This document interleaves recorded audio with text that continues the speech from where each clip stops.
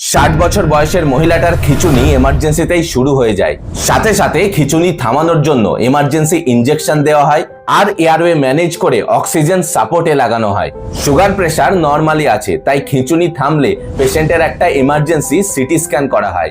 এরই মাঝে বাড়ির লোককে জিজ্ঞাসা করলে ওনারা বলতে শুরু করেন, আজ সকাল থেকেই উনি কেমন একটা অস্বাভাবিক আচরণ করছেন, কাউকে চিনতে পারছেন না, এমনকি মেয়েকেও চিনতে ভুল করছেন। আর সকালেই বিছানা থেকে উঠে বাথরুমে যেতে গিয়ে একবার পড়েও যান। পেশেন্ট নাকি দীর্ঘদিন ধরে সুগার প্রেশারের জন্য ওষুধও খাচ্ছেন।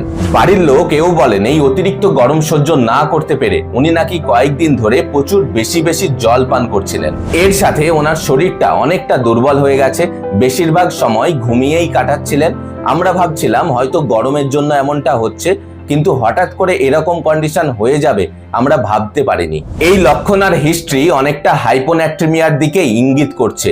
সিটি স্ক্যান প্লেট এলে দেখি নরমাল, পেশেন্টের সোডিয়াম টেস্ট করা হয়, টেস্ট রিপোর্ট এলে দেখি 108, অর্থাৎ সিভিয়ারলি লো। পেশেন্টকে সাথে সাথে আইসিইউতে অ্যাডমিট করা হয়, সেখানে হাইপারটনিক স্যালাইন ক্যালকুলেট করে চালানো হয়। এছাড়া cardiac monitoring, urine output monitoring, repeatedly sodium check, এছাড়া আরো বিভিন্ন রকম ভাবে পেশেন্টকে ম্যানেজ করা হয়।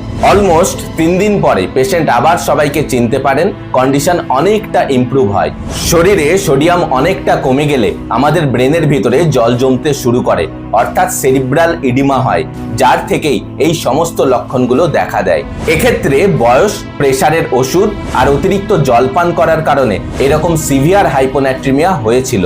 তাই যদি কোনো বয়স্ক ব্যক্তি যার অলরেডি প্রেসার সুগারের ওষুধ চলে যদি হঠাৎ করে দুর্বল হয়ে যান, তাহলে অবশ্যই একবার চেক আপ করিয়ে নেবেন। আর এরকম স্টোরি বেসড হেলথ টিপস পেতে অবশ্যই চ্যানেলটিকে সাবস্ক্রাইব করুন।